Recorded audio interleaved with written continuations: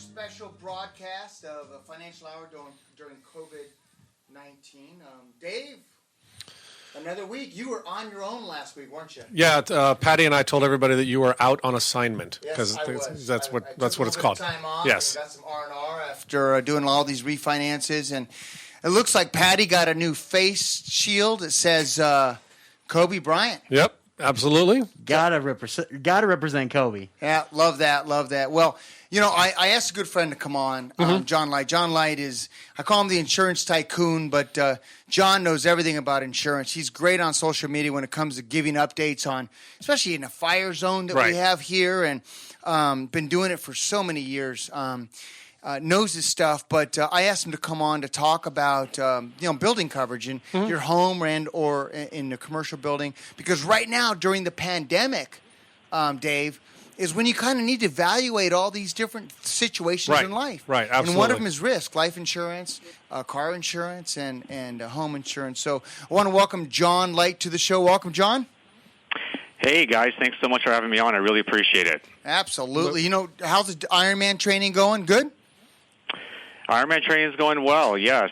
I know it's been tough for all us athletes and those that want to go to the gym and stay healthy to be consistent with the on and off orders. But, you got to stay persistent for your health and do as much as you can. Yep, and it leads right into your financial health and risk health, right, which is insurance. I want to ask you, how do you know how much dwelling coverage is enough, either on a house or in a building?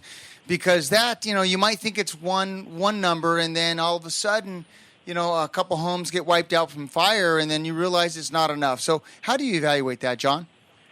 Right. No, it's a great question. And when I talk to clients every day about their home purchase, matter of fact, I just did one. In California especially, and especially in the Santa Clarita Valley with the high fire-prone areas, we want to look at rebuild costs. So what would it cost to rebuild your home? Now, that does not include the price of the land.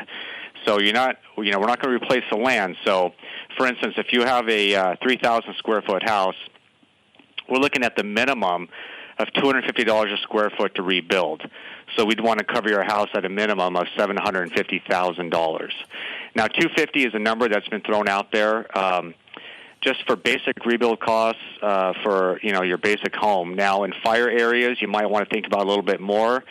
$280, maybe up to $300. And the reason why I say that is if you're in a high-profile area for fire and you have a dramatic fire that comes through and takes out many homes, you have to look at the availability of product and companies that are going to be able to go in and rebuild homes. And that's what's happening up in Northern California, where you have so much competition that it drives up the prices to actually rebuild your home.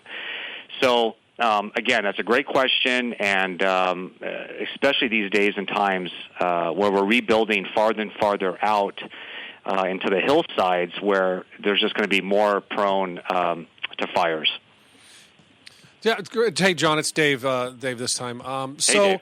I know that everybody's got to pay deductible, and so how does the deductible kind of come into play here? And what do you think is a good number, I guess, percentage-wise, to kind of take a look at how much in a deductible you should be paying? Sure. So as far as deductibles go, these days, in the last few years, is insurance companies, especially with homeowners coverages, are just taking a beating with fires and floods and hurricanes around the country.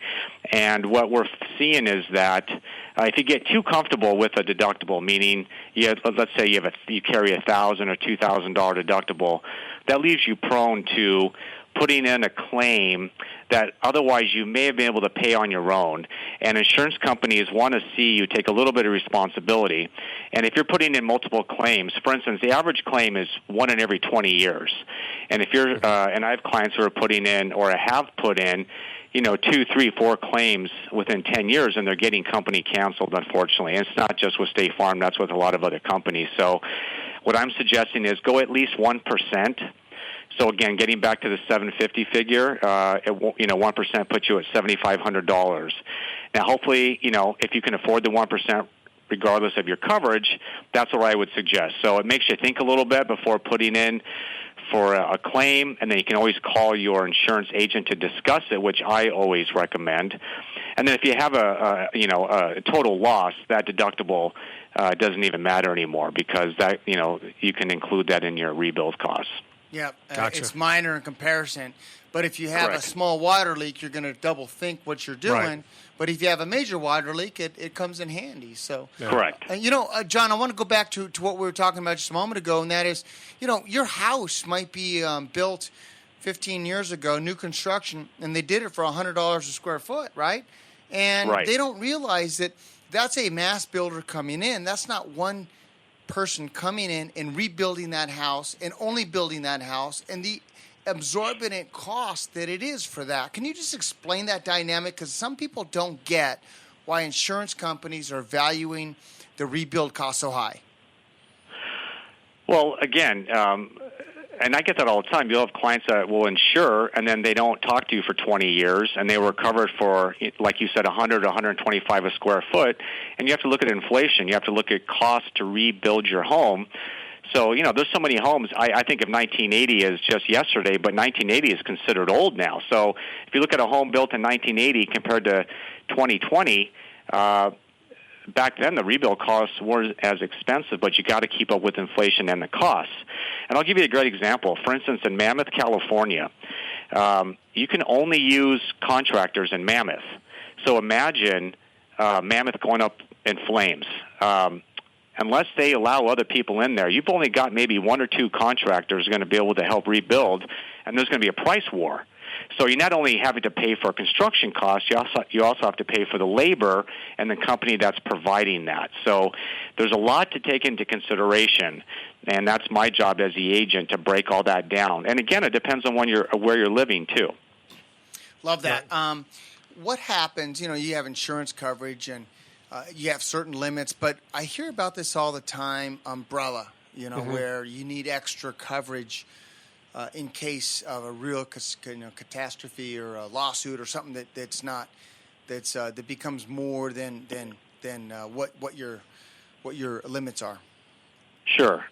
So what a liability umbrella is exactly what that means. So it doesn't cover you for a fire, but it covers you for liability. So for instance, if a dog is a great example. Let's say you have a dog at your home and the dog bites the mailman or the pizza delivery guy, and that's going to be someone's going to be able to go after you for that and sue you for that. So a typical homeowner insurance policy comes with a $100,000 liability. And most people don't look at that, and they don't ask for more. And again, as an agent, I would recommend if you have a home, which is your second most valuable possession, get the liability umbrella. It also covers the extension on your automobile insurance, which you most likely will use more than you would on a homeowner's claim. So umbrellas start at $1 million in coverage, and you can go up extension of 2, 3, 4, 5 million.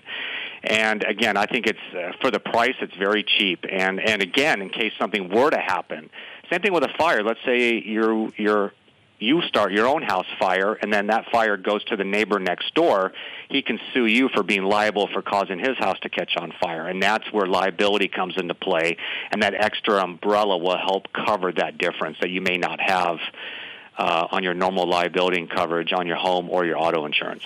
Two thoughts when it comes to that, Dave, and that is one, when you're younger and have young kids, you want to have the liability coverage in case they're playing with matches or doing the things that kids do. Absolutely. And then the other thing is, you get older, your net worth goes up, right? And you want to make sure you can protect the assets that you've worked hard for. Yeah, and I mean, I'll just say, I have an umbrella policy as well, and John's absolutely right. It's so inexpensive that insurance is all about coverage and risk anyway. You might as well take that little extra step to really protect yourself a lot more than on what the original policy is. Yeah. John, those that love to get your advice, because I love the way you consult our clients at American Family Funding, and you help them get policies. How can they reach out to you, John, to get advice on everything having to do with insurance? Sure. Yes, absolutely. They can contact me directly at 661-713-0192.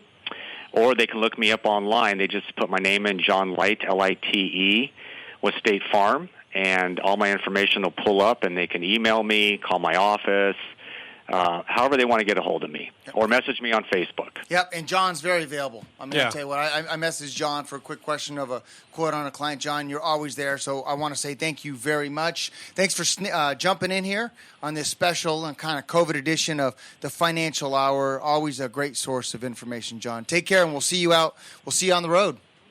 Okay, thanks, Fred. Thanks, Dave. I really John. appreciate it. Okay, bye. We're going to jump to a quick break, but when we come back, Dave, I want to talk about how you have to approach things a little bit differently when it comes to business and reaching out to people and connecting with others. Okay, sounds great. You've been listening to AM 1220, FM 98.1, KHTS, watching online, Facebook Live, and HometownStation.com. Host Fred Arnold.